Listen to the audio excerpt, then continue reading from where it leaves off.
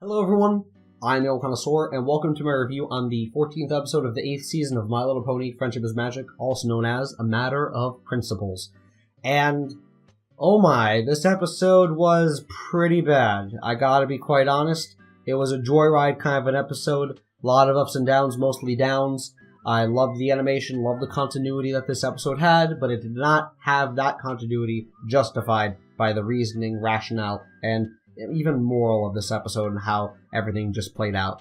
The episode revolves around Starlight basically just going through a lot of tests and stress because of Discord, but the reason why this all happens in the first place is because Twilight is called with the rest of the main six on a friendship quest at the far ends of Equestria, and because of this, there are no teachers to teach all the students at the School of Friendship. So, Twilight puts Starlight in charge because, of course, that makes sense being how close Starlight is to Twilight, and gives her a set of instructions to follow, including doing this spell hunt, this history of Equestria kind of a scavenger hunt, where all the students are trying to find these 6 items that belong to, I believe, the sages of Equestria or something along the lines of that. You know how when Starlight had that fake staff, but it belonged to an actual, like, the name of an actual sage, and we know the Clover the Clever and other sages of Equestria, so they're going on a scavenger hunt throughout the school. And basically, Starlight is about to start the day, and Discord basically shows up explaining that he was never invited to the school when it was first opened, and because of this, he wanted to at least help out now. Starlight did not want Discord to help out because she wanted to just follow this set of rules that Twilight had given her, but Discord, being Discord, arranges the rules and wants to nitpick them and, change them up and, basically take control. And, obviously, to the viewer, this is just, one of many problems throughout the episode, is that, Discord wants to have fun, and he also wants to just participate in helping around the school when Twilight and everyone else is absent, but Starlight wants to be a good friend to Twilight and follow the rules given to her, and that is a proper thing to do. We've seen episodes recently in which, characters want to follow rules given to them, such as Rainbow Dash being given rules by Applejack, and in the end, the moral is kind of, if you think something is being too overprotective, if you think someone is being too protective, sometimes it's okay to just relax and to do your own thing and to let loose. In this case, Starlight is running a school, and that's a pretty important job. Now, yes, the school itself is laid back with the rules because it's a school of friendship, so classes are supposed to be teaching friendship, not actual subjects. It's not really much of a pass or fail kind of a thing, although in this case, I guess, there are friendship tests in the school. Nonetheless, throughout the episode, Discord keeps doing one thing after another. At first, it's just doing things around Starlight that are testing her, and even Spike brings up the fact to Starlight that this is just how Discord is. He likes to kind of pick at people and just, pick them apart and test them and create, like, all these trials for them to just accomplish. And that's just Discord's nature. He's the god of chaos. He's the spirit of chaos. He's mischievous, and he wants to just create all of that around him. Starlight obviously gets fed up with Discord and keeps trying to do things to nag him away, and that causes Discord to basically do other things that are technically listening to Starlight. For example, Starlight doesn't want Discord to help anymore, so Discord says, okay, I'm not going to help anymore, and he pretends to be a student and basically says, okay, the teachers that you have hired to be substitute teachers, I'm going to basically make it a tough time for them to teach me, and I'm going to test them. I'm going to not help you, but I'm going to make it mischievous for everyone else. So Starlight eventually gets fed up to the point where she, bottles up all of her anger and releases it at Discord and basically banishes him from the school. And in this case, she only banished his body, but not his spirit, which goes on to quote-unquote, haunt the school with his mischievous and his chaos and his magical abilities. And this is a scene where I think the audience may be a little bit divided. The whole argument in this scene in which Spike is trying to reason with Starlight and Discord, basically saying, Starlight, this is how Discord is, but Discord, why are you kind of being too much this way? why are you testing Starlight? Why are you doing this? What's the reason? Is that I think the audience is going to think, okay, well, I understand Discord is being himself. And so we should understand that this is who he is, and he's just testing Starlight so that she can grow as a pony, and, maybe all of this stress will increase her mental limit for the next time.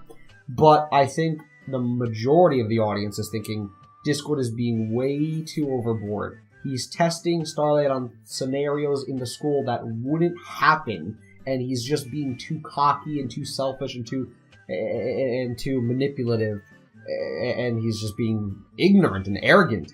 And basically, Starlight is absolutely doing the right thing by wanting to follow Twilight's rules, and also trying to get rid of Discord because she doesn't think that Discord would help, and obviously he's not. Towards the end of the episode, however, Discord finally kind of opens up, and Starlight thinks as a guidance counselor and realizes, hey, Discord is probably feeling left out because he wasn't invited to the school, and I kind of just ignored him and wanted him to go away because I wanted to follow Twilight's rules. So she agrees to let Discord be vice principal and help Starlight out. Now, at this point, all the students have been messed around by Discord while trying to scavenge for these artifacts during this treasure hunt. And Discord, resets everything. Everything is kind of back to normal, as I figured would happen. The main six then come back very annoyed at Discord and exclaim that Discord set them up with a fake friendship quest and faked the cutie marks, glowing. And when this happened in the episode, I drew the line in my head. Like, Discord has gone above and beyond what is normal, and he has, at this point, it's almost as if he's kind of reverting back to his evil self. I mean, obviously he's not trying to take over Equestria, but he's trying to be chaotic and manipulative, and in a very evil way. It honestly feels very repetitive. In the episode in which Discord was sick and needed to be taken care of by Twilight and Cadence, and basically were being sent on a fetch quest, in the end of the episode, it's revealed that Discord just sent them out to do all this stuff so that he could feel like Twilight really cared about him, and that was kind of selfish and manipulative. It was definitely manipulative. And this is the exact same scenario. So, again, I liked how this episode had a lot of continuity. We got to see Iron Will, we got to see the Bugbear, we got to see a lot of things from previous episodes, we got to see Maud and Trixie and Spitfire. It was a lovely experience seeing all of these characters from previous episodes and just from the show. I loved that. We got to see some nice animation, be it the fire breath from Ember or the Twitter mites that Discord had flying around at the beginning of the episode. It was nice, but that doesn't excuse the meat and potatoes of the episode that is the moral and the entire story.